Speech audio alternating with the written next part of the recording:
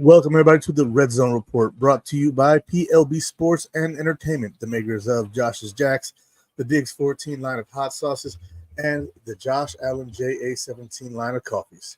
Everybody, welcome to the show.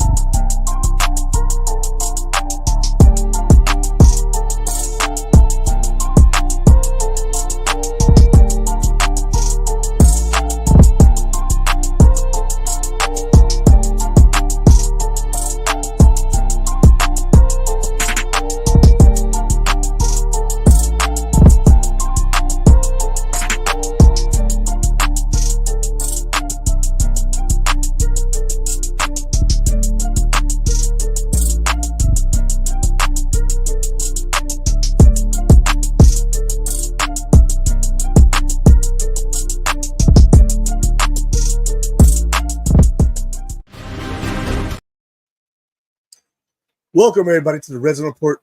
This is my first solo show after the season ended.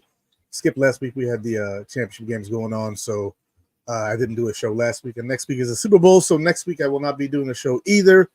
But today, after the whole KC game and dealing with those issues, I'm here to go over what we can start for next season, and that is getting the salary cap situation correct. My man Kim in the comments. Hey, Izzy, how you doing? My man Lance, what up, Iz? And Mama Lance, Mama Montage, Miss Nancy herself. How you doing, ma'am? It's good to see you back. Now, we are here to talk about this whole offseason going forward, right? The Bills being, over the cap as they are and dealing with what they're going on. Miss Nancy, all is going well as of right now. I appreciate you being here. So, the salary cap is a major concern for a lot of people. Sandra in the building. Hello, Sandra. Thank you for jumping in here, and I'm very interactive. What's good? Kebby, let's go. All right. For everybody else, I'm just going to call your name out and not try to focus too much in the comments because there's a lot to cover here today, right?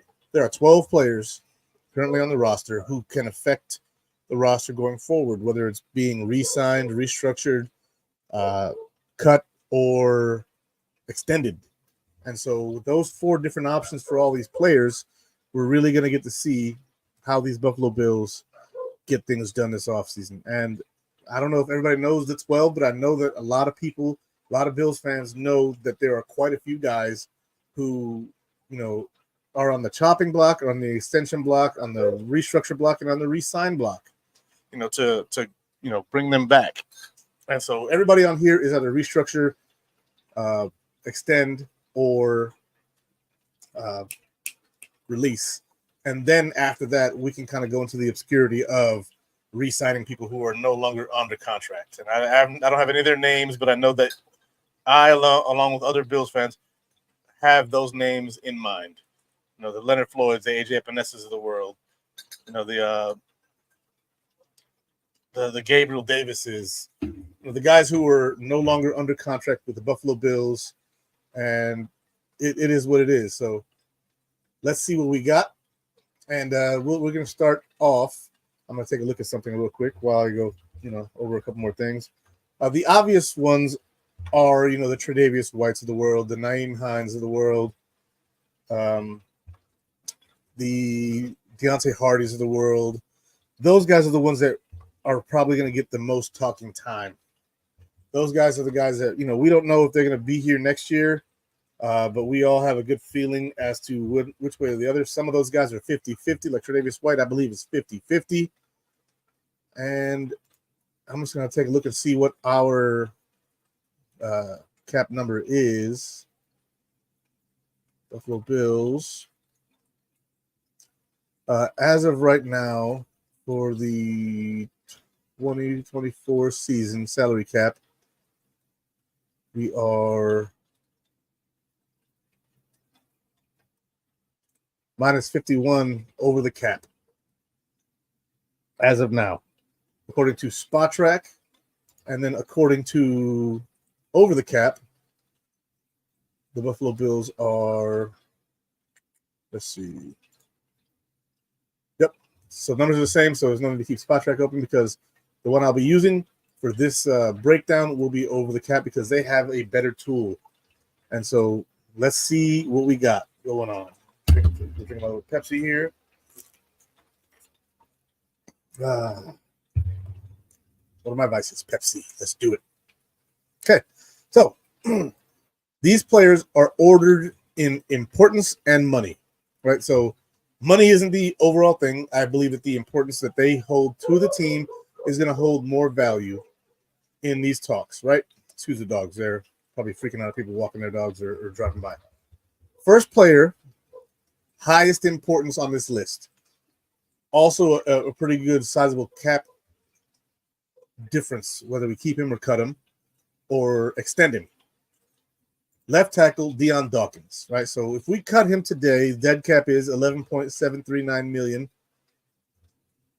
And cap savings would be $4.87 million. Now, is Deion Dawkins worth $4.87 million? He absolutely is, right? The Deion Dawkins isn't going anywhere. Instead of cutting him, he's most likely to get an extension. He's probably going to be a player that gets another contract, the Buffalo Bills, going forward. He's about to be 30, I believe, and I have his information, so let me go ahead and pull that up. He is 29, so yep, he's about to be 30. He had an excellent year this year, Deion Dawkins. One of the best years of his career, protecting Josh Allen, making sure that everything was right. If it's me, I project that Deion Dawkins is going to get an extension. That'll lower his cap hit this year, push some money down the road, and most likely give some void years at the end of that to spread that money out so that the Bills do not have to worry about, being too crazy. My man Kim says, restructure Deion. I don't see a restructure because he only has one more year left. So if you structure him, you're going to have to extend him next year. I see the extension coming this year. Because if you extend him next year, it looks a little different because he's 30, right? He's 29, he's below 30, he's on the right side of 30. So you extend him now, give him a 3-4 year extension to the age of 33 or 34 years old. And then after that, you can say, all right, it's time for you to retire, Deion. And he plays his whole career as a Buffalo Bill unless he's stubborn and wants to go play somewhere else. He grew up in New Jersey, so he's likely either a Jets, Giants, or Eagles fan. I'm guessing an Eagles fan because he went to Temple, and we'll see. So Deion Dawkins is most likely going to be an extension for the Buffalo Bills. They're going to give him another deal. Now, Joey Hatch is saying they already did that last year with Dawkins. They did restructure him last year, and that kicked money down the road. I see an extension this time to remove that dead money at the end and turn that into salary and then give him more money going forward. He'll probably get a nice little check before the season starts, and he's going to go forward as a Buffalo Bill for the rest of his career. He was extended once, and he was restructured twice. Restructuring and extending don't have a lot to do with each other, but I do think that Deion Dawkins is going to get an extension. He's going to get an extension just because he's only been extended once, and he's got that time left. So being that he's going to be on the books after next year, even though he's not going to be on the team after next year, if you extend him, then he will be on the team, and you can convert that money back into salary and push stuff down the line a little bit more, including those 2 void years. And that's what I expect to do. Deion wants to be here. We want him here. He's awesome. He's a locker room presence. He's Walter Payton Man of the Year, for the Buffalo Bills every year. That guy is going to be good. He's going to be good for us, and he doesn't ever get hurt. Like, he rarely gets hurt. I've seen him hurt a couple times here and there. He's missed a few games. 2 years ago, I think Spencer Brown had to play left tackle in his rookie season. That wasn't great, but it wasn't terrible. Spencer Brown held his own as a rookie. This year, Spencer Brown stepped it up, and he's not on the list this year because Spencer Brown, still on that rookie contract, has 1 more year left. They may extend him, but that won't affect his going forwards because he was a 3rd-round pick. And so Spencer Brown is somebody they could extend this year, but it won't save him a ton of money, right? It's not like a Deion Dawkins move or even an Ed Oliver move last year where they signed him before that 5th-year option, and then they could, push them at 5th-year option down the road too. This is a totally different thing. He is not a first-round pick, therefore he does not have a 5th-year option, so you can't mess with his money next year, really. It's not a lot. So you just extend him and, backload the contract. So that way he's here, because Spencer Brown had a beautiful year this year. Maybe you wait till after this year, but I think that if you do, when he has another year like this, he becomes too hot of a commodity, especially at right tackle with a bunch of left-handed quarterbacks in the league now. There are more of them than ever before. At that point, the right tackle becomes the blindside blocker.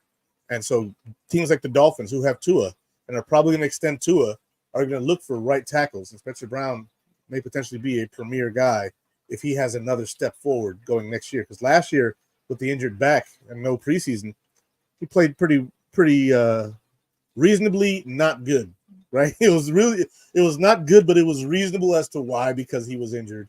And he was going into it with no preparation for the preseason, no preseason action, no training camp action, no OTAs, back surgery.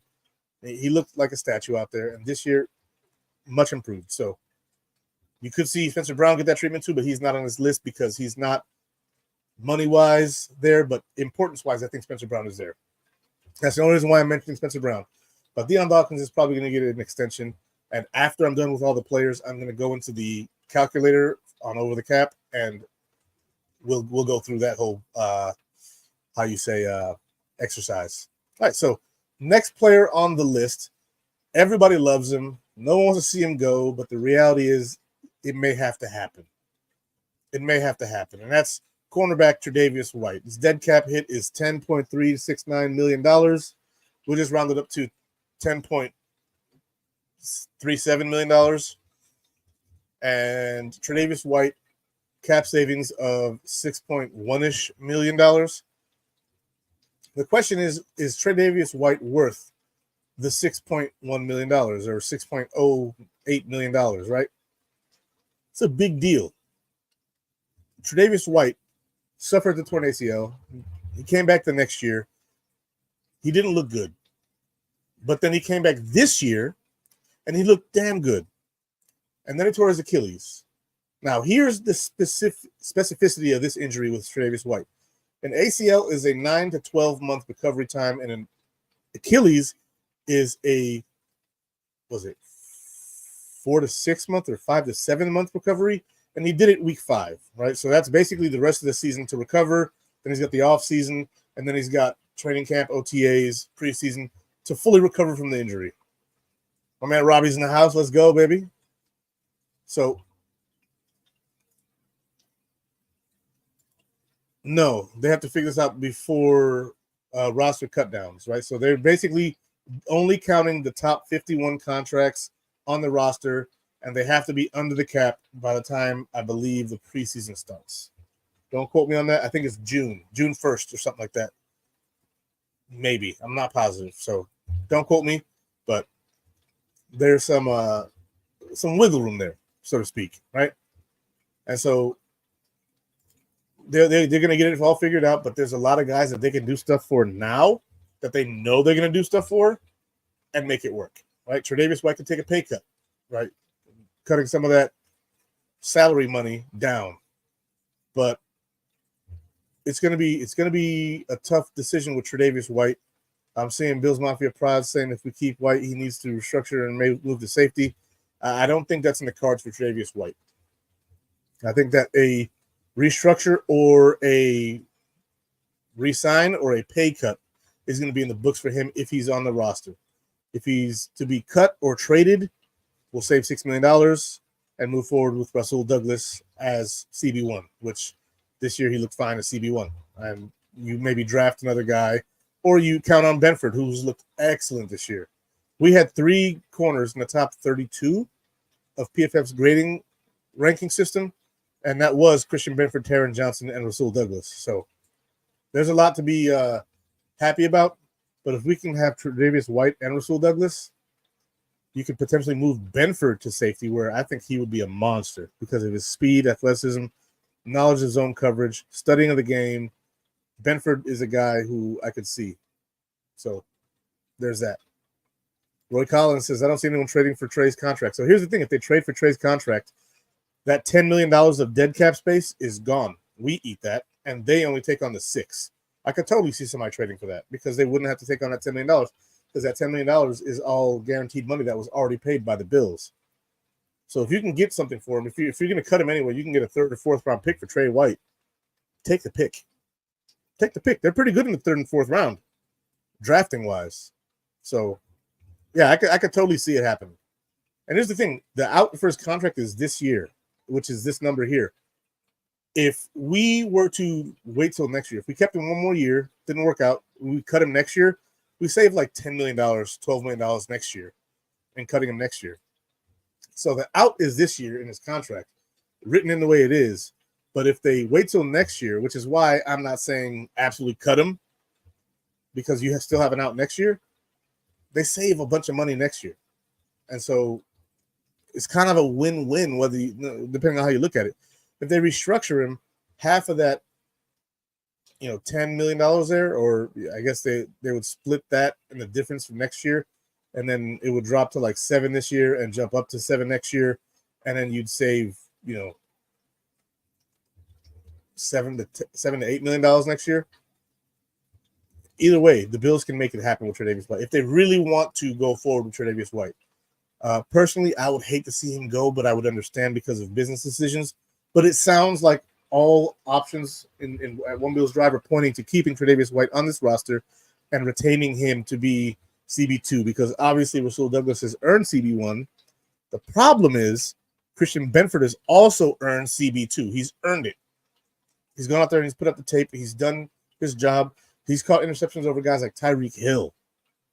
And so it's a difficult decision, but if you can get a trading partner for him, sometimes if you cut bait and you get something back, you're not really cutting bait. So Tre'Davious White is a tough one to get rid of. And here's a good point too. Joey Hatch. He is Sean McDermott's first draft pick as a Buffalo Bills head coach. They're going to extend him, push his money out. I don't see them parting with McDermott's first draft pick. While the sentimental value is there, sometimes you got to rip off the Band-Aid. And so that's why I'm not going either way. I would love to keep him because I love Tre'Davious White. Again, his jersey right there on that pillow. Love Tre'Davious White. One of my favorite Bills. One of my favorite. Now, moving on to the next guy. Nickelback Taron Johnson. Dead cap, $4.712 million. Savings, $7.697 million. Now, again, you got to ask yourself the question, is keeping Taron Johnson worth the $7.697 million? He's the best slot corner in the league behind Trent McDuffie, and at that point, you're splitting hairs.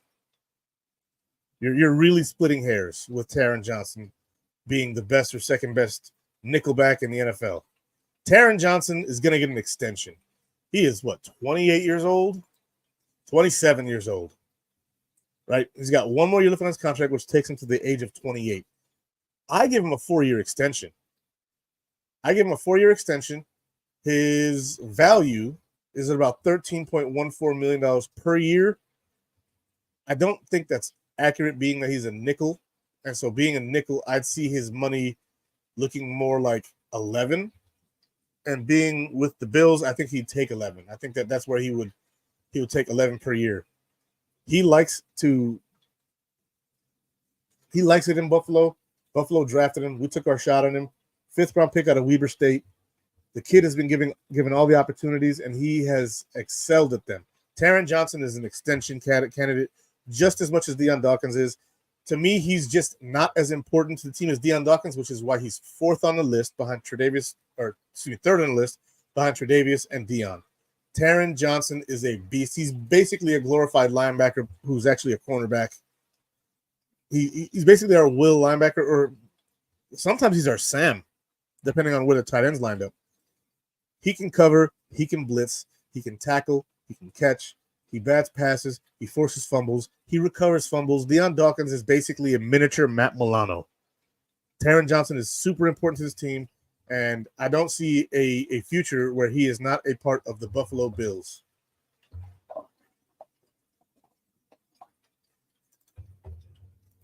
Taron Johnson will be here, and that's just the way it goes. So I'm not even going to talk much more about him. Anybody who jumps in these comments and says Taron Johnson, it needs to be cut, You're lucky if I don't block you. Okay, Taron Johnson is invaluable to this defense. He's a cornerstone of this defense. Everybody knows it. And so going to the next player on this list, it's 3 in a row, folks. It's 3 in a row. It's Rasul Douglas. Now, Rasul Douglas is in a precarious position. Not really, because he knows we're not going to cut him. And we know we're not going to cut him. He did too good for us in that short period of time. Rasul Douglas is a monster. There's a reason why the Packers were so intent on like, I don't really want to do this, but I got Jair Alexander, and I got to make way for the young guys, and he's 28 years old. And so Rasul Douglas, 29 years old. Well, Rasul Douglas is like, geez, we owe him $9 million next year, but we don't owe him any dead cap, which means that this is exactly what would happen if we traded Tre'Davious White for my man. Where's he at? Roy Collins, right? Roy, this is what would happen if we traded Tre'Davious White. That dead cap is the money that the Packers had to pay him, and the savings are what the Packers would have saved cutting him next year. So let's say they owed him $4 million in dead cap, and his savings were $9.973 million. Cutting him would have been an option for the Packers, right? Because they had to make way for younger players who were maybe, trying to get there. The Bills, on the other hand, are looking for corners that can play in this system, and obviously this man can. So this is another clear-cut extend candidate, which is why Tre'Davious White is a difficult one to keep going forward. Because you're going to have to extend Taron Johnson, Rasul Douglas, and Tre'Davious White. And where does that leave Christian Benford, Kyer Elam, Dane Jackson? Now, Dane Jackson, I'm sure no one's like, whatever. Everybody's like, whatever. Kyer Elam, he potential trade candidate, but I don't see them trading him. I don't see it happening. You kind of have to let him play at some point, because Kyer Elam is going to learn on the job. He's going to learn on the job. I see an opinion asked here. Hey, fam, I want your opinion. You shoot the question, and I will do my best to answer. Now, I think our defense needs to be faster. I'm not so sure about that. Taron Johnson, plenty fast for a nickel. Linebackers, Terrell Bernard runs a 4.42 40 at linebacker. Freaking Greg Rousseau, fast off the edge. Vaughn's fast off the edge. Hopefully this coming year he heals up really well. Kyer Elam ran a 4.39. He was a 4.3 guy. Rasul Douglas is a little slower, but he's always in position. If you're talking about speed, I'd say at safety. I wouldn't disagree. Oh, you're talking about reading and reaction. So that's going to come with age, because this Bills defense is about to get a little younger, right? You're going to see the Terrell Bernards, the Dorian Williams take over, right? You're not going to see any more A.J. Kleins. You're going to see true speedy guys, and as they progress within their years, they're going to have to get better at that. Dorian Williams made strides this year. I don't know if people noticed or not, but when we started losing linebackers, Dorian Williams looked better and better as time went on. And it's just because, that defense at college was comparable to the Bills defense in scheme and way that they worked it, but it was not comparable in the complexity of it. And so now you're coming to a similar defense, but it's more complicated, so you're going to have to learn more. And so, yeah. Kyer Elam, 3 playoff games, 2 interceptions. Good call. There we go, right? And I want to keep Elam for another season, yeah. So I think the speed that you're asking for is going to be speed that's built through developing players, not necessarily track speed, which is what I thought you meant. And so track speed, we got some fast guys in this defense. Ed Oliver, fast as heck. Taron Johnson, good speed. Elam needs time on the field, though. That's the thing. That's another reason why it's hard to keep Tre'Davious White. I want to keep him, but he's about to be 30, right? And he's coming off 2 major injuries. And to me, that's crazy. He's about to be 30. You have a young Kyer Elam who, whenever he's playing, it's a double-edged sword, right? He either cuts you or he cuts the opponent. but he's still cutting the opponent. And so you're going to have to take some of that risk. And that's where you're going to get some of your money from, is by taking some risk. All right. So let's look at Rasul Douglas, right? I think that he's worth, they're saying he's worth $14.526 million. It's not going to be that much. I don't think it's going to be that much money. And he's going to get a nice little deal, probably around $13 million per year, maybe 2-3 years. Push a little bit of that money down the road, give him some void years, just like the Packers did, because the Packers are on the books for him until 2027 with void years. So all that dead cap that we would have if we had drafted or signed him, the Packers are paying him for like 3 more years, which could also affect what we have to pay him. I have not looked that deep into it, whether the Packers are going to pay some of that salary because of the void years, but the Bills are on the hook for none of that. And so usually if you cut a player and they have dead cap money, whenever another team re-signs that player, the new money, a lot of it is eaten up by the old money. It's a funny way that they work these contracts. Justin Shorter said he can't wait till next season to show everybody what he can do. Tall and fast. I like him. He's tall and he's fast. We'll see what he can do, but I still see the Bills drafting a receiver in the first round, and I see Shorter being wide receiver 4 on this team. Rasul Douglas, contract projection 3 years, 13 years per year. And then I see them dropping this year to about $4 million and pushing money into void years at the end of his career. I was thinking field general type speed and reaction. And yeah, we need risk. Bean is good with that. He is. He look, he pushes up into draft. We have 10 draft picks this year. If you think we're drafting 10 players this year, you're out of your mind. Unless you believe that he's going to move forward in the first or second round and then move back in like the third or fourth round to get more picks later. It really depends on who falls, though. That's the thing. So we'll see. Let's see. Klein played well, but it's time to get off that train. Yeah, Klein is done. Klein is done. And I was upset that we played A.J. Klein at middle linebacker instead of Dorian Williams at weak side linebacker, and then putting Dotson in at middle linebacker because Dotson trained to be the middle linebacker this offseason. I understand A.J. Klein knows the defense, but yeah, give me Dorian Williams and Tyrell Dotson every time.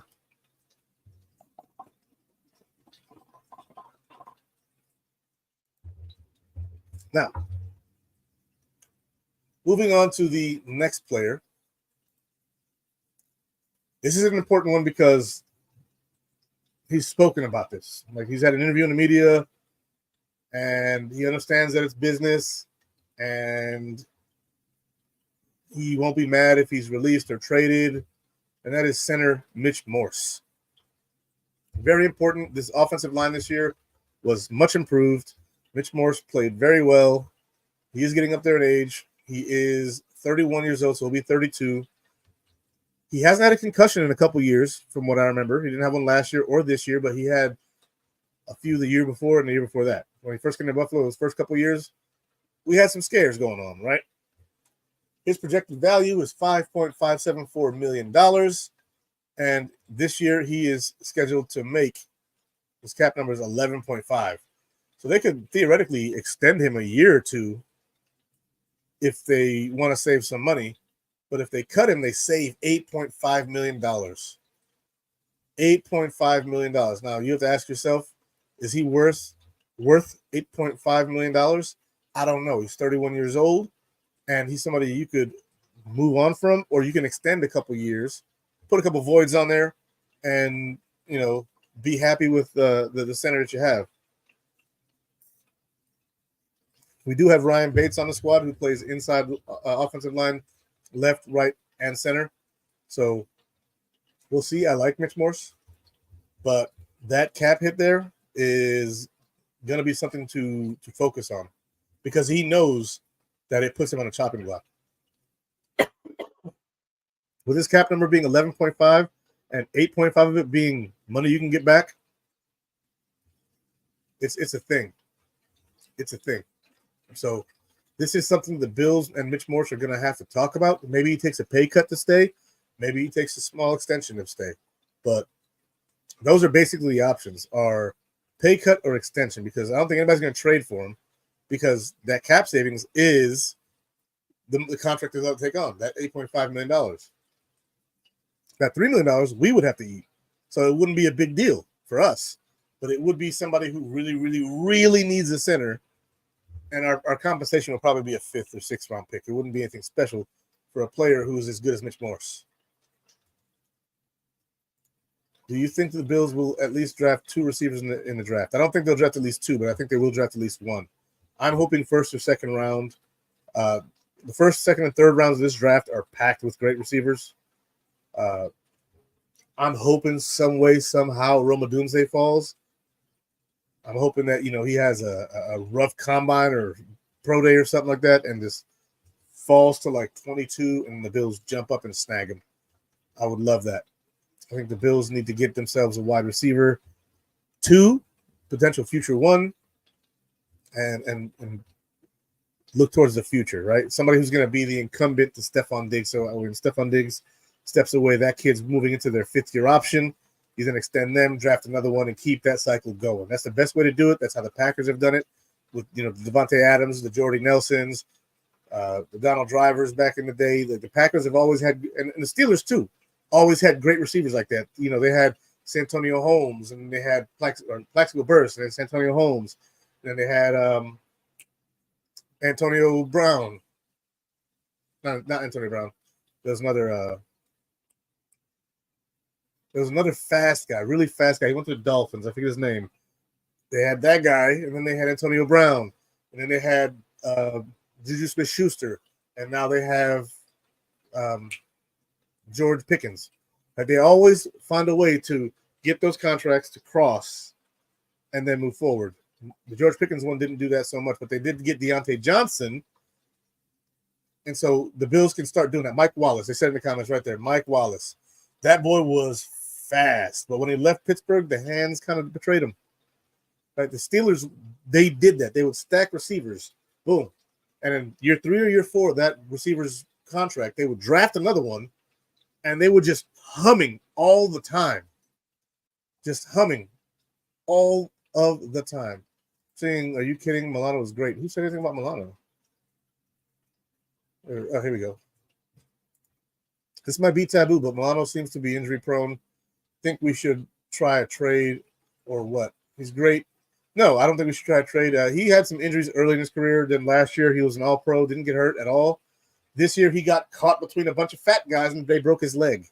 I don't think that's an injury-prone thing. I think that's you got caught in a spot where you shouldn't have been, big guy. you were caught in between, all those guys, and you probably shouldn't have been there.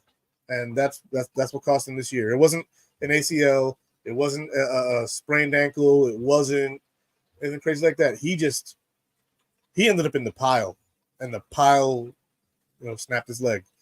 So I think that Milano is a keeper. He's also my favorite player on this team. So call me biased. That's fine. He's my favorite Buffalo Bill right now. I love Matt Milano. So when we get a new head coach, then the Bills will win the Super Bowl. If I was Allen, I go to a different team to win a Super Bowl if they don't get rid of the head coach. I think that's a stretch, but, that's just me. I respect the opinion, though. I understand why people are not high on McDermott. I get it. People have been telling me we're sitting here in mediocrity, and I disagree with that. We were mediocre during the drought. We would go 7-9 to 9-7 every year. Occasionally we go 6-10. One year we went 1-15. But we sat there in mediocrity, and we were never good enough to get the high draft pick, and we were never bad enough to get the low draft pick. It was that was mediocrity. When you're stuck somewhere too good to be bad and too bad to be good. The Bills right now, I think, are a team that can go to the Super Bowl with this head coach. I think this head coach is perfectly capable of getting us there. There are coaches in the past who couldn't get their team to the Super Bowl, and then they go to a new team, like John Gruden with the Raiders, like Tony Dungy with the Buccaneers.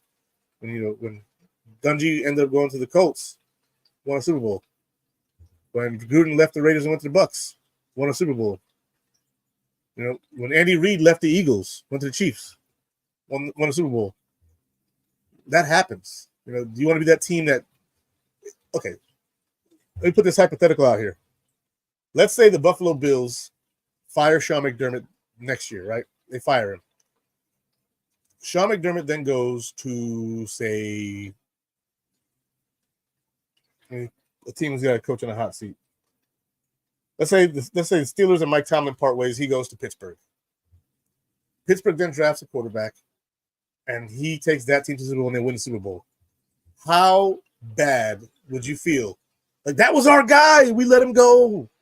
How many times has it happened to us during the drought? Oh, we trade Marshawn Lynch. They go to the Super Bowl, win the Super Bowl. Oh, my God, look, we didn't keep Jabari Greer. He goes to the Saints. They win the Super Bowl. Like, do you want that to be what you do with your head coach? That's exactly what the Eagles did with Andy Reid. I'm not for it, personally. I'm just not. Head coach been here 7 years, and he only gets us to the playoffs, and that is it. In 2021, we should have went to the Super Bowl and won it.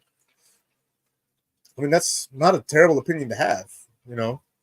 But I think we did better in this playoff game against the Chiefs than we did in that one. We went to overtime in that game, but we didn't have the horses to really play with them on defense. Now we do. Now we have the players on defense to keep up with them. In this last game, we just didn't have the linebackers. Milano was out. Bill Spector was out. We were playing an injured A.J. Klein, and we were playing an injured Tyrell Dodson. Both those guys re-injured themselves in that game and then had to try and guard Travis Kelce. It's not going to happen. They couldn't guard Travis Kelce healthy. It's just not going to happen. And so, but I get your point, but I disagree with it. Clearly. But I think that the whole head coach conversation, there's a lot more depth than just firing your head coach. That doesn't hold a lot of water in my book.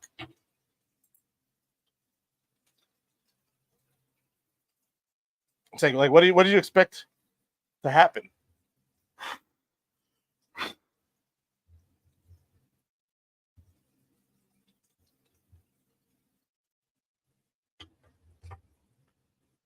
I'm a McDermott guy, you know. He got us out the drought.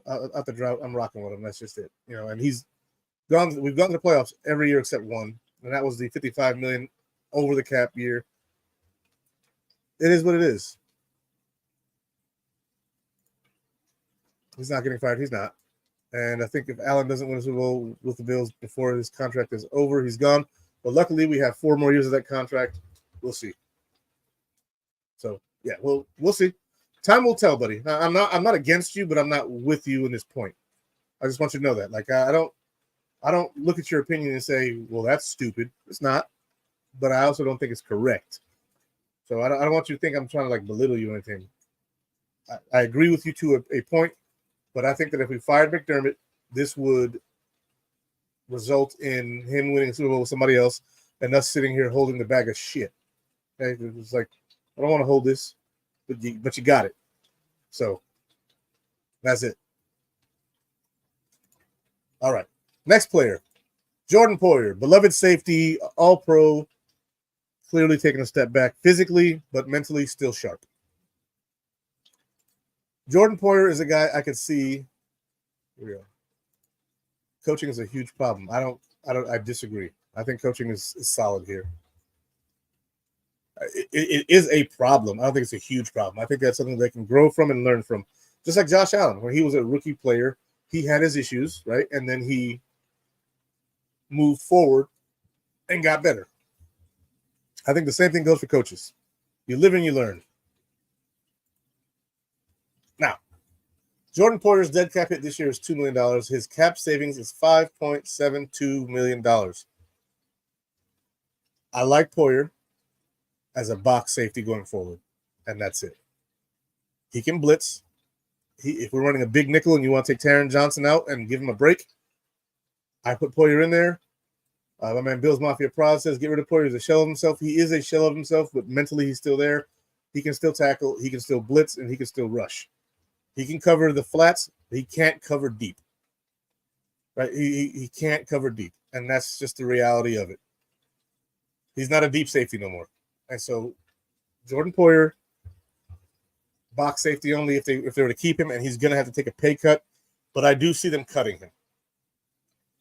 I do see them cutting him. I don't see, that. I'm seeing a lot more of these Sean McDermott things. 13 seconds problem.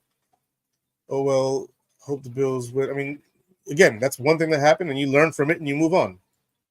I mean, you can point to many different things that one person, coach, player, GM did. All of them make mistakes. None of them are perfect, right? Bill Belichick's one of the worst GMs at drafting in the first round.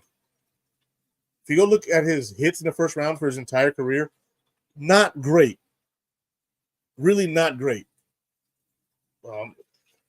Pointing to one or two things happening is not an indication that it's a problem like that. All of them are going to make mistakes. All of them are going to have their failures. All of them are going to have their successes. It just depends on how often you fail versus how often you succeed. That's it. So someone said he's never going to get ahead of Andy Reid. Well, people said the same thing about Andy Reid in the NFC. He got to the AFC, and there it is. We'll see. It happens. It happens. We'll figure it out. But Jordan Poyer is either a cut or he is a pay cut guy. I don't see them extending him. This is either his last year or this past year was his last year. No offense and buts about it. Nothing else needs to be said about him. He is a box safety only at this point in his career.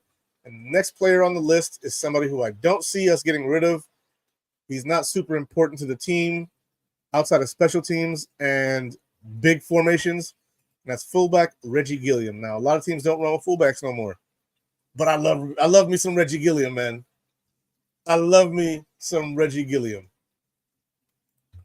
I'm going to hit that one. I do think you have a great show. Keep up the great work. I appreciate it, Mark. And look, keep coming back because we're going to agree on some things and we're going to disagree on some. And I just enjoy having you guys here. This is my therapy, baby. I'm a disabled veteran, right? When I get to sit here and talk to you guys, it means so much to me to get your feedback and reply and agree and disagree and, have our talk, right? Because this is our team. We love this team and we both just want what's best for it, right? And you feel what you feel about it and I feel what I feel about it. Well, we both love the Bills. And so it's go freaking Bills 100% of the time, no matter what. Let's see. Sean McDerminster, first-time head coach, learning on the fly, has made numerous mistakes. He is learning. The difference between him and Andy Reid is Andy Reid has been coaching longer, and he has lost against Andy Reid every time in the playoffs. In the playoffs, yeah, but he has not lost to Andy Reid every time.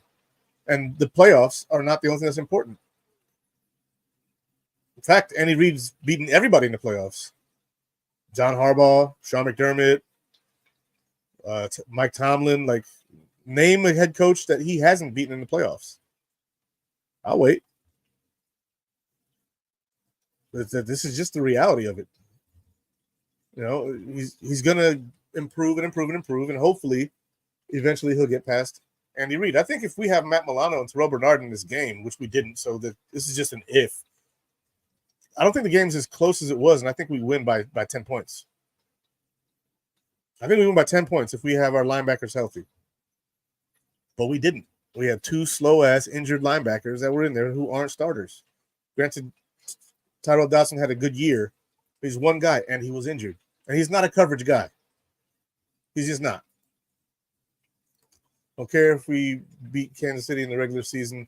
They don't matter. We need to beat. It does matter because the regular season is what sets you up for the postseason. It does matter. It doesn't matter as much. I get that. I'll say beating in the postseason, beating in the regular season, both important. Postseason more important. I care about both. But again, if we have Terrell Bernard in that game, I don't think it's a problem. I think we beat him. It's a good point. McDermott's year with the Panthers, it was their DC when they went to the Super Bowl. I think so too. If one of those great receivers falls, because there's an abundance of quarterbacks in this draft, and that could drive some of these receivers towards the Bills at 28. And I don't see the Bills staying at 28. I see the Bills jumping forward.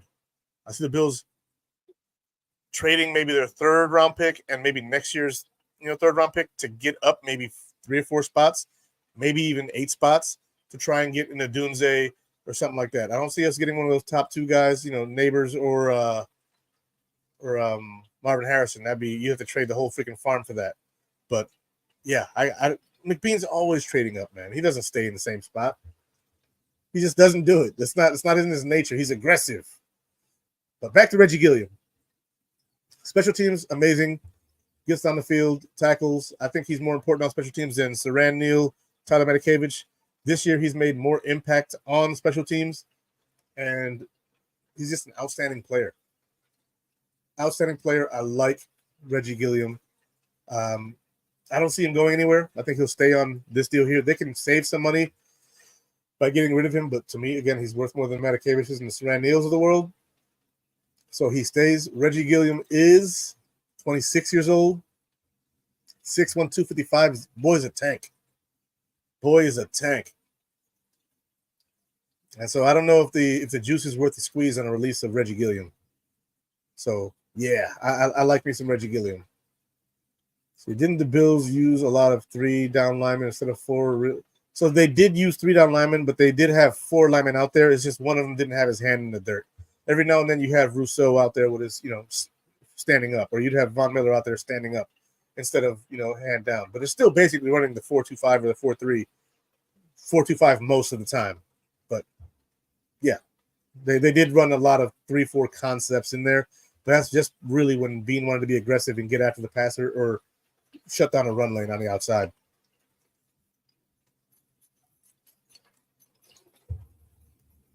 Hey, buddy. Come on, microwave.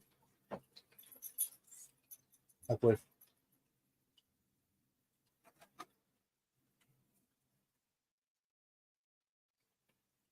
That's this over here.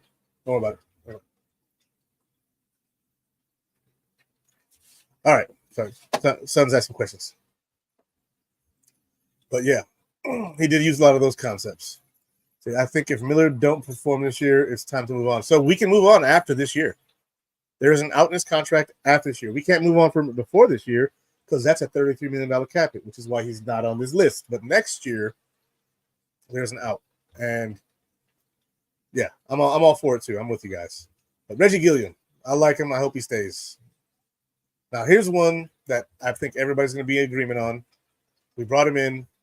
He did not shine. He did not perform the way we wanted to until later on in the season. And we were all sitting there scratching our heads like, where the hell has this been? They could bring him back. Like, they could extend him an extra year and kind of give him the same deal he had. Or they can cut ties with him and be done with it. That's wide receiver Deontay Hardy, dead cap space of $1,644 and savings of $4.065 million. So they could save just over $4 million by cutting him. And I wouldn't be mad either way if they extended him one more year, giving him that, just over $1 million for next year, and then that optional, $4 for the year after. But I'm not sure if I see it. And if they're looking to draft some guys and keep the guys that they have, which are, Diggs, Shakir, Shorter, bringing back somebody like an Isabella, to really get in here and learn the playbook under Joe Brady, who I really like Andy Isabella, so he's a potential guy that you bring back.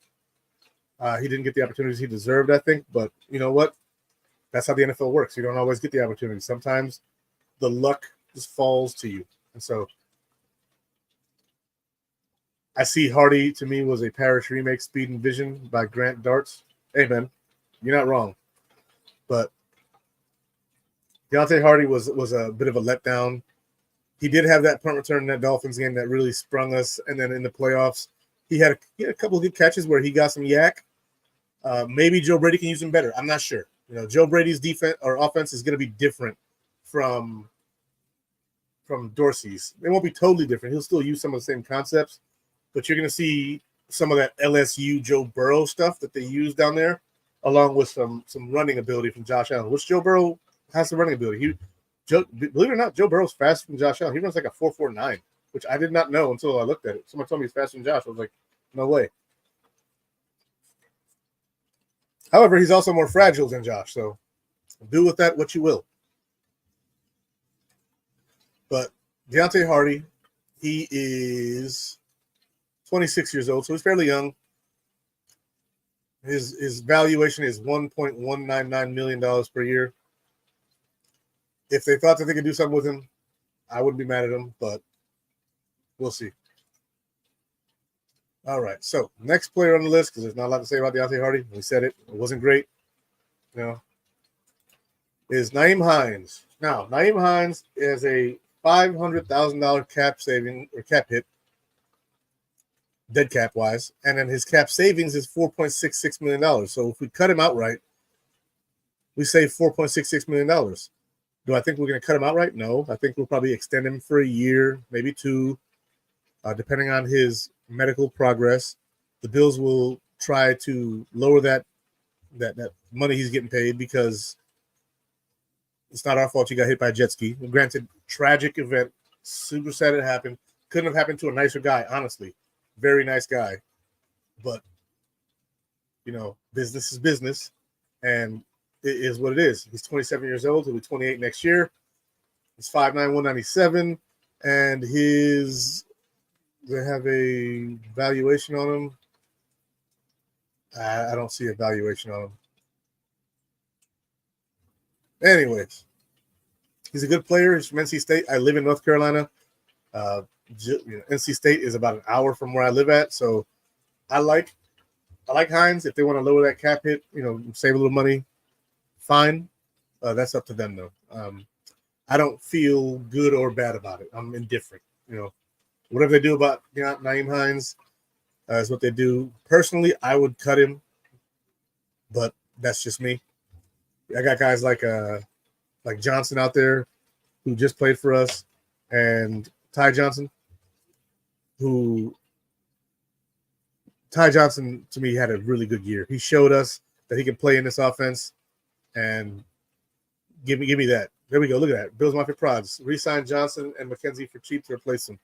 I'm good with McKenzie. You can keep that one. I'm good. I'd bring back Andy Isabella on a cheap deal. I like what he did in the kick return game. He doesn't fumble the ball on kick returns like McKenzie, and he also looked like he was starting to build some confidence with Josh Allen. He was really building a rapport with Josh Allen. He's that shifty, small wide receiver, and looked at the concepts that we were running worked with him. So I would like that. I would like Brown to come home. Who's Brown? You talking about John Brown? If you say John Brown, I'm good on that. Maybe to retire, but he probably retired at Cardinal where he was drafted. You'd cut a guy that ran the ball back for 2 TDs in one game? Yes, I would. Because he got into a jet skiing accident that tore up his leg. I don't know if he still has it. Yes, I would cut him. And it had to be a business decision. It wouldn't be because I don't believe in him as a player. I just don't know who he is now after that injury. That's catastrophic. He could have died. Not to say that it wouldn't be sad for him to get cut. It would be. But if it was me, I'd be like, look, there's other guys out there I can go get. Maybe you keep him and you bring back Ty Johnson. But he's my number 3 running back at that point. He's not my number 2. And so it really depends on the medicals. And I said that earlier too. I would cut him depending on the medicals. Like if I'm in the building and the medicals come back, he's going to be totally fine. Bring him back. Go ahead. But he's going to have to lower that cap hit because that cap hit is $5 million for a number 3 running back. No, thank you. I saw that. I'm intrigued by it. I like KJ Hamler. I don't think he was in a good spot where he was before. All right, but Nyheim Hines, just went over it. I like the player, but I do believe that if his medicals don't come back immaculate, it's time to go. If they do, it's a pay cut, or it's time to go.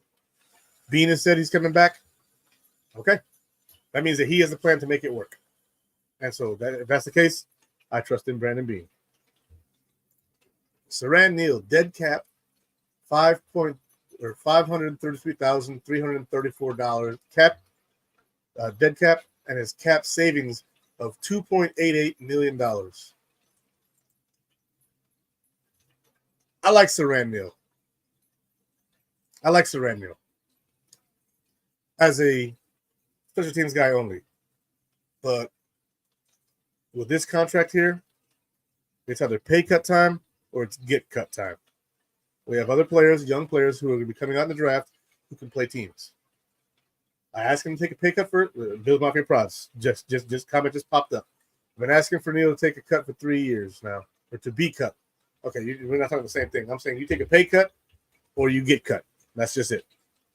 There's no good to us on defense, and he is, he didn't have as good a year this year on special teams as he normally does. They could bring him back, but to me, he's going to take a pay cut.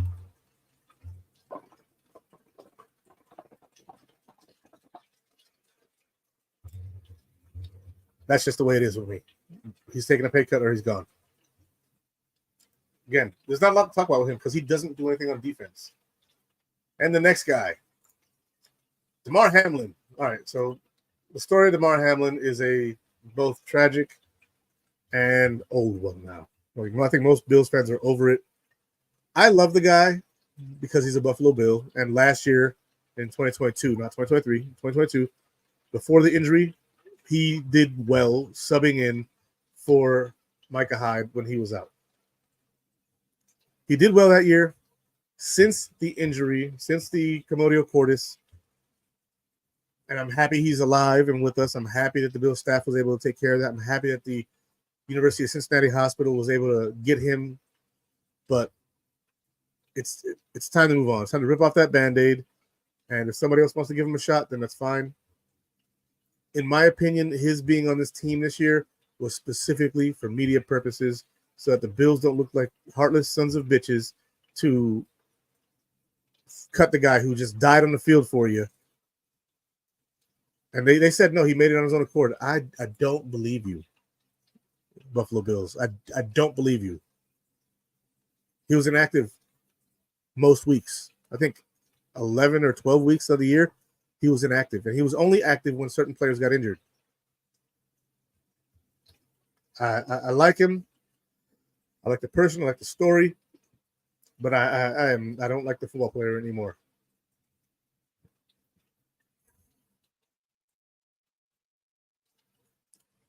Yeah, they already paid his contract in full. They did not because he's got savings. He got cap savings. So if they paid him in full, he wouldn't have any savings. Smiley should get the boot. Lost the game because of 12 men on the field. Yeah. Look, if they cut Smiley, I'm okay with it because he had a bad year. But if they don't cut Smiley, I'm okay with it because he had 2 good years, 2 very good years, 2 top 5 special team unit years. And so sometimes you have a bad year and they bring you back if you had a few good ones. If this was his first year, yeah, he's fired immediately. But I think that the thought is he gave us 2 really good years, and then this train wreck of a season happened for special teams, and maybe they'll run it back with him. I like his personality. I've seen him in interviews, and Smiley, to me, comes off as a person who is a no-nonsense type of guy. I really like that. I value that in a coach and a human being. So I really do like Smiley in that regard. But again, if they fired him, I wouldn't be mad. How could you? How could you be mad?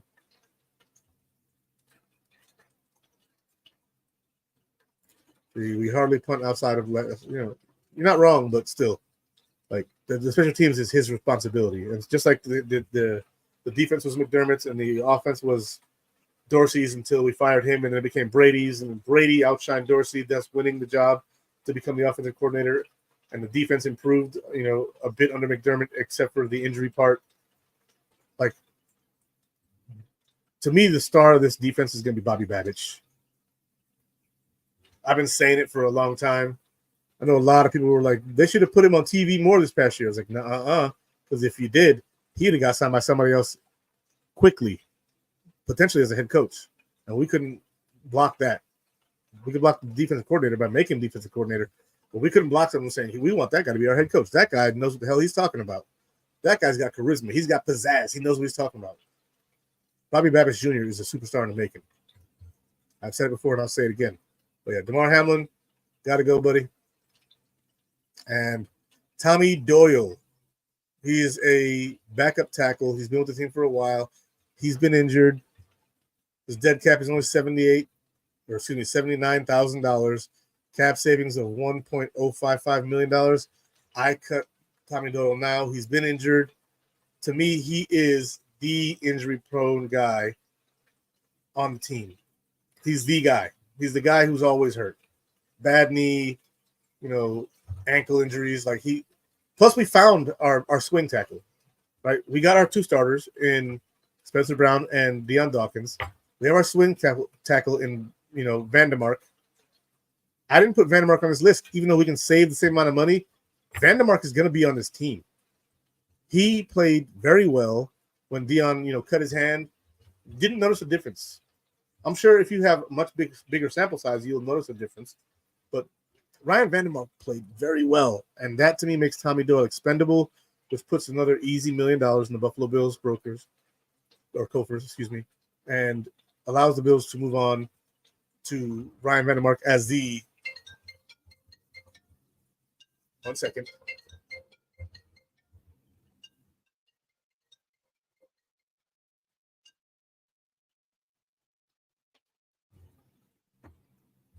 The high school's always calling. All right, so it allows us to move on and allow Ryan Vandermark to be the priority at left tackle and right tackle backup. That's where I'm at with Tommy Doyle. It's time for him to go. And those are the 12 players that I believe the Bills can either cut, extend, re-sign, or restructure going forward. And so I said we were going to do this little exercise, and I meant it. Here we go. I'm going to close all these different windows where I had all the information for each player. And I'm going to share this screen with you guys.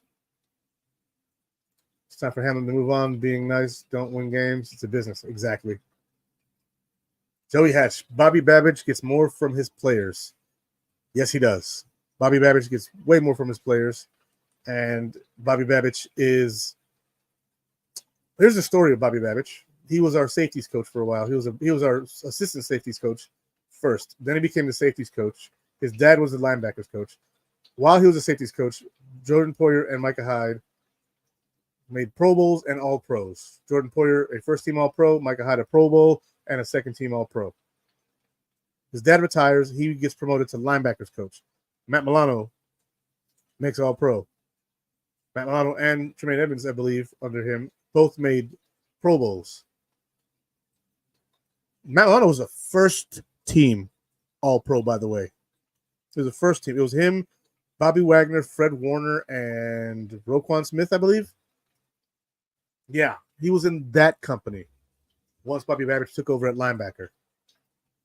So, yeah, I'm with that. I'm with that. Here we go.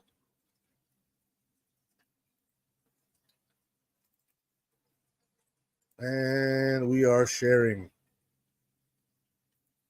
Boop. And let's go ahead and get rid of this brand thing.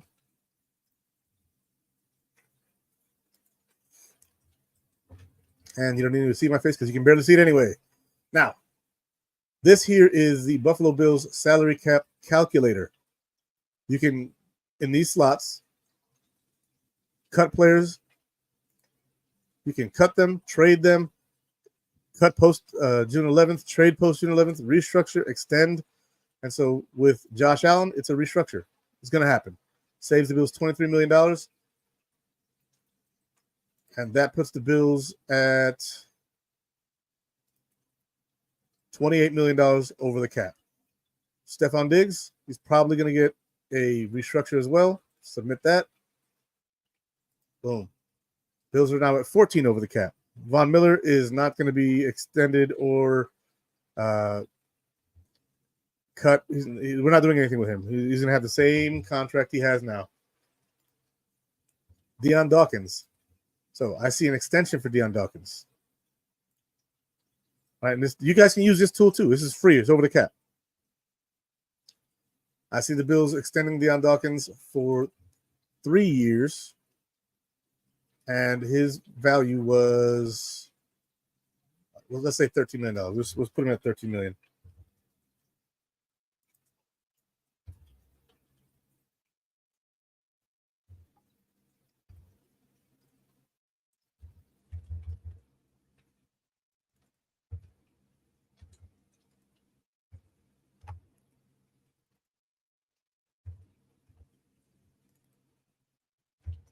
The heck?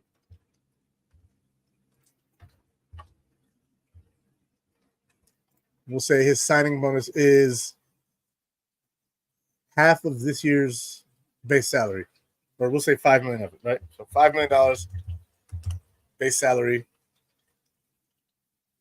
We're not gonna worry about the guarantees right now. We'll just worry about getting his money right. That didn't save us anything. Hang on. It's time to negotiate.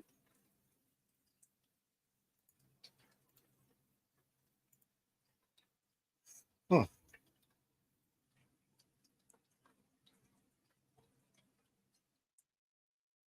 Oh, void years. There we go.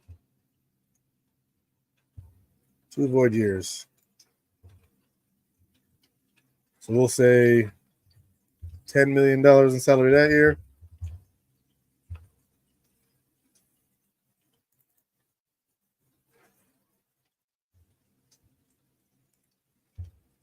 We're dropping to 5 this year.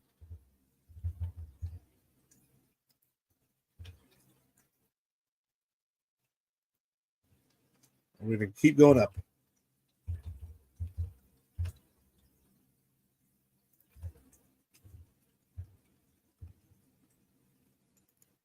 Jeez Louise.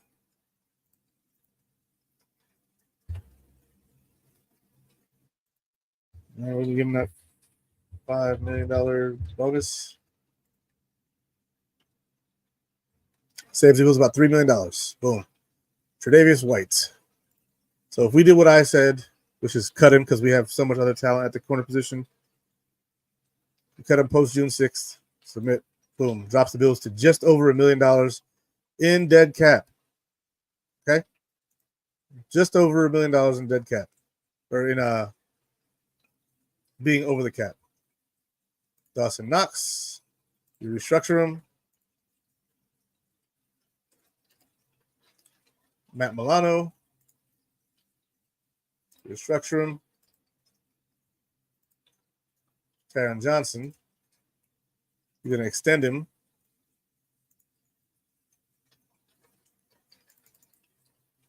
We'll give him a nice little 4-year extension.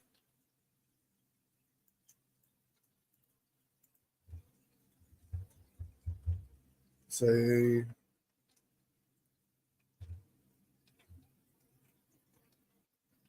$11.5. 4 years 2.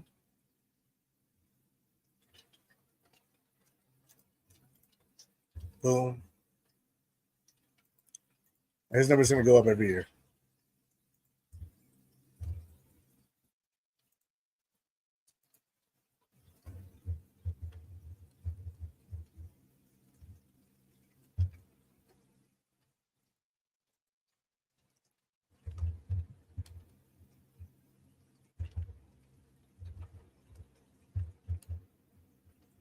Boom. Signing bonus, $4 million. Transact, boom. With just that right there, the Bills are 6 under the cap now. 6 under the cap. Let's go ahead and cut some folks. Actually, you know what? Let's go ahead and extend Rasul first. Because he's got all this money here. He's going to get a nice little $7 million signing bonus. We're going to drop this year's cap number to 4. He'll get 11. They'll make up the difference in bonuses later, but as of now,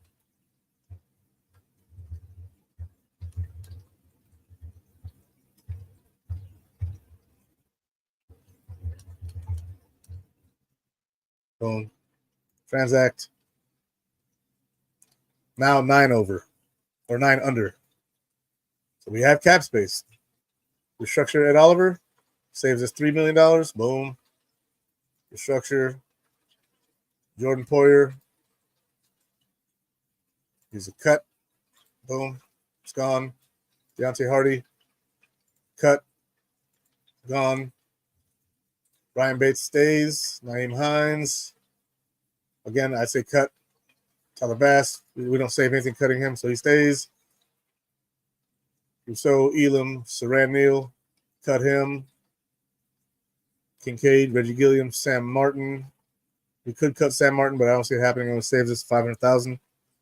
Daquan Jones, he's not even on team anymore. Spencer Brown, Osiris Torrance, Terrell Bernard, not going anywhere. Dorian Williams, Weed Forrest, or Ferguson, Tommy Doyle, bye. Ron Hamlin, bye. Most of these guys are going to be on the team because they were still here. Kevin Spector staying. Kyron Brown staying. Andy Isabella staying. Leonku, Kingsley Jonathan, Ryan Vandermark. Alec Anderson, boom, bye. For some reason, I feel like I'm missing Tommy Doyle. Where is he at? There he is. Oh, okay, I cut him.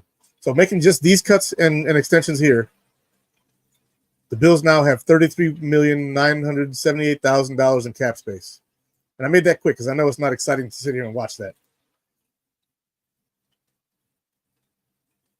But just like that, I made all that cap space.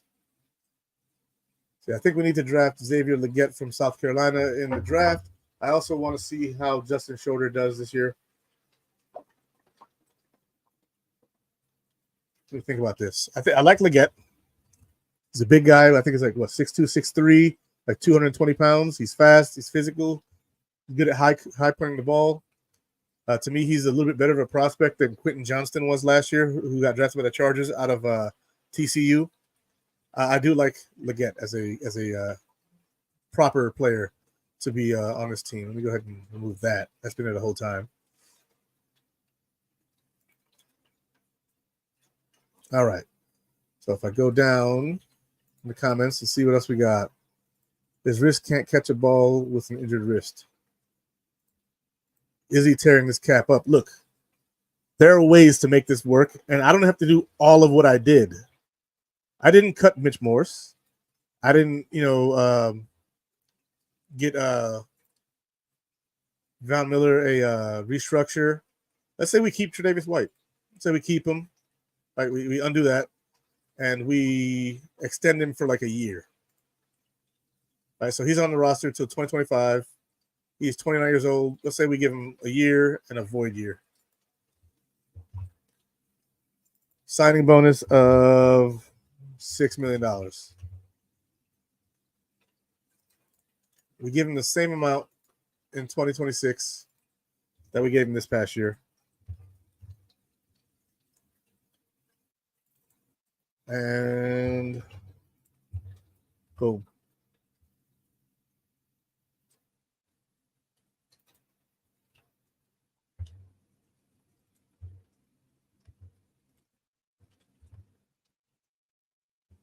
Transact. So let's say that's what we do with Trey White.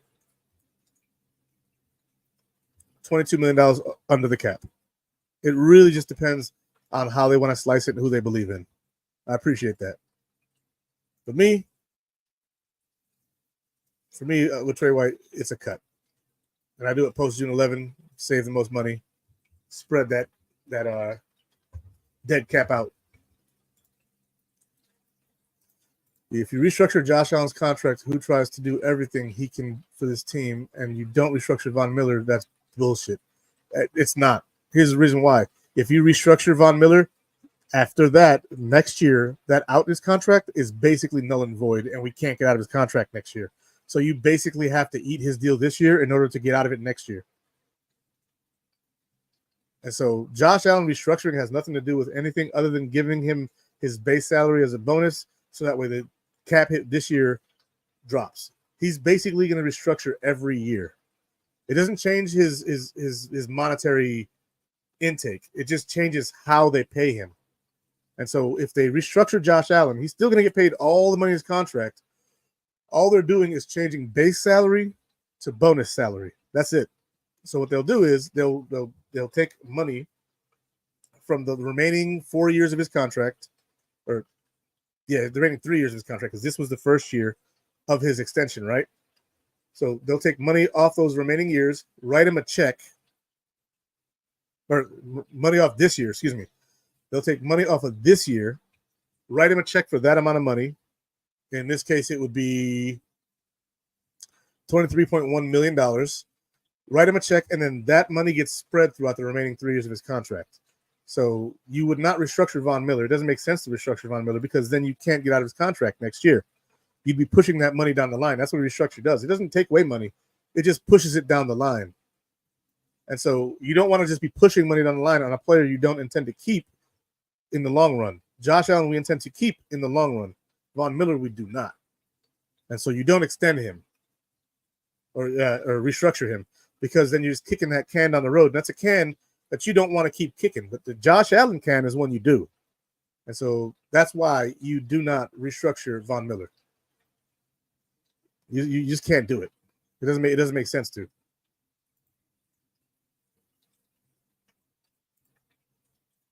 But that's what I would do, guys. You guys saw what I would do, and that would save us, $80 million in cap space, because we're minus 50 over the cap. No, excuse me, we're minus 50 in cap space, so we're 50 plus over the cap. And with the moves I made on the simulator here, we're now at $33.978 million under the cap. And the good thing is that there are outs and other contracts going forward. So that's why we're in the cap situation we're in, because Brandon Beane keeps kicking the can down. That's why you wouldn't do that with Von Miller, though. That's what I'm saying. You said up here, why wouldn't you restructure Von? Because that's not a can that you want to have. You're trying to get rid of that can. So you're not going to keep kicking that can down the road. You're going to kick the can down the road that you intend to keep. Right? You don't want to keep pushing stuff down the way that you don't intend to be around. And that's Von Miller. And so he's going to kick some things down the line. He's going to kick Josh and Diggs down the line. I'll tell you who I had him kicking down the line this time. Josh Allen, Diggs, Dawson Knox, Matt Milano, and Ed Oliver. That's it. Those are 5 core players on this team. The core players you keep kicking down the line. The guys you do not intend to keep, you got to stop doing that with them.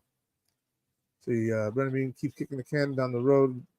Last year, Von and Josh Allen, and we had to pay them both $64 million apiece this year, which left us freaking broke. Yeah, but it won't leave us broke next year, and that's the point. Because we have other contracts we can get out of.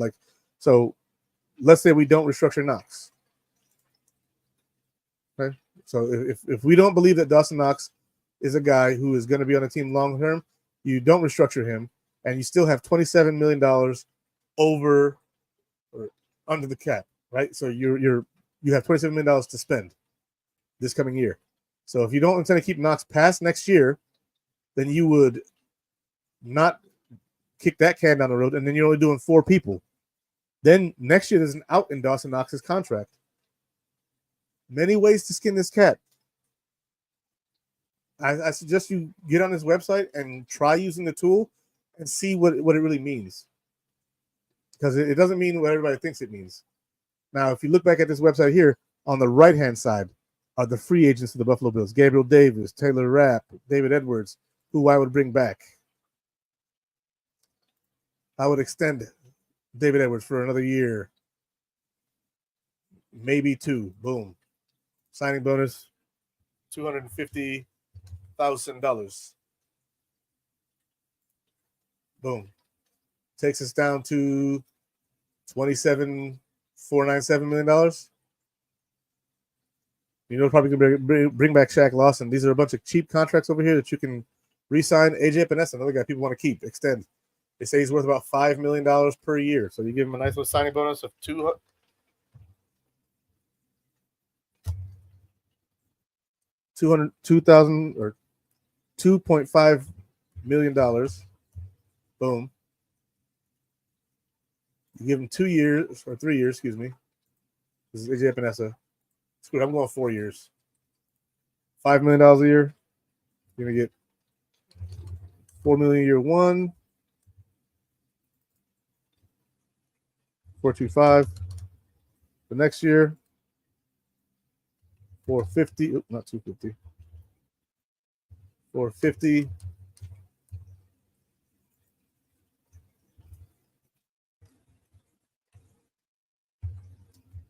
The next year, the last year is always the most expensive, 550. Keep Epinesa, drops us to $22 million. There's a lot that can be done.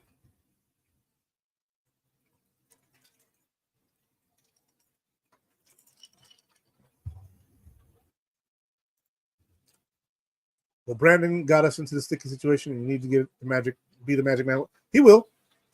He set all this up to be this way. You're gonna have years in the cap where the cap is really good, and where the cap is really bad. And so we are now in the point where the cap gets to reset.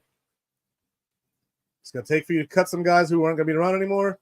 It's gonna take for the Bills to move on from people. It's gonna take for them to extend people that they do intend to keep, and to restructure those who are in the long-term plans and foreseeable future of the team. With that being said, it's basically it's basically Brandon Beane's job to make sure he picks the right guys, and I think that that's far more important. I think Sean McDermott and Brandon Beane smashing this draft and getting the right guys is what's really important. Jacob, no one's trading for Hines. It's not happening. But guys, we have been on here for an hour and 21 minutes. I appreciate every single one of you guys for being here with me. And there's a lot. Joey Hatch again, same page with me right there. I know it's the offseason. There's a lot of stuff swirling about Diggs. They can swirl all they want. I think people are blowing stuff out of proportion. And I actually think that he likes the spotlight and the drama a little bit. You know, he's a little bit of a prima donna. I'll give people who say he's a drama queen, or I'll give you that. You know, some people like the attention, some people don't. Some people thrive in it, some people crumble. I think he thrives in it. So we'll see what happens. I just there's no way that we can actually afford to trade Diggs. That would nullify like everything I just did there, and we'd be at zero. We'd be at zero. Cutting Stephon Diggs. Let's say we cut him.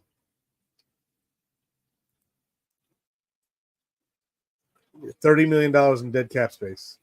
Let's say we cut him post June 11 or June 1st. Dead cap money would be that's interesting. So if we trade him post June 1st, it's only $8.849 million. I'm gonna put this back up. Hang on, what the? Whoa, that's interesting.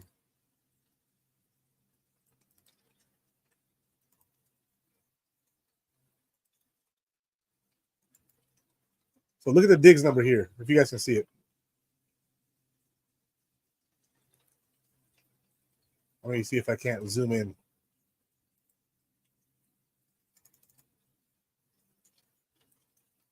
That is interesting. So right here, Stephon Diggs, third one down. Trade post June 1st. His dead money would be $8.849 million, and his cap savings this year would be $19.05 million. The question is, what does that do for next year? That's crazy. I'm going to have to look into that more because I don't know what is really going on with that. But guys, it has been my pleasure to be here with you guys. I appreciate you guys being here. I'm getting ready to eat some dinner because I was having my kid cook a little earlier, and it's time to go. He's 16. He's got to learn the ways of the warrior. But I love you guys. Go Bills, and I will see you not next Sunday because the Super Bowl is happening, but the Sunday after that. All right, guys. Much love. Go Bills, and hopefully I get some UFL coverage in this offseason too, because you know some of those guys will get picked up in the NFL too. But God bless you and go Bills.